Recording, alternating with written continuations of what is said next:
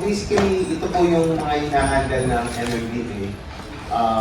Unang-una, yung effort po natin kung saan minemeasure po ng MMDA yung tubig na dala ng ulan, particularly yun doon sa may parte ni Marikina.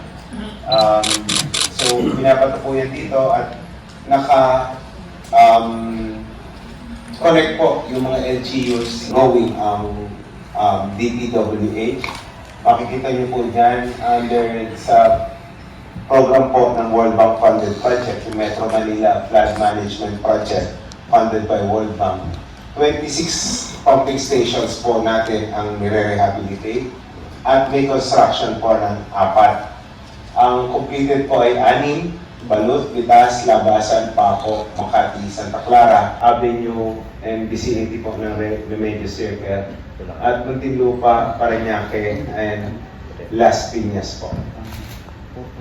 Sa Marikina, Commonwealth, may mga pagbaha na rin po. Papakita po namin yung reasons niyan. Well, una-una. May pumping station po kasi tayo dyan sa may San Francisco Street. Pakita natin. Yung sa may Tunas pumping station. Ongoing na po yan ngayon.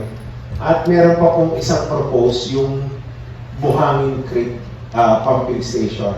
Yan po ay para intercept na yung tubig na galing sa taas at hindi na po bumaba papunta sa may Sino Circle.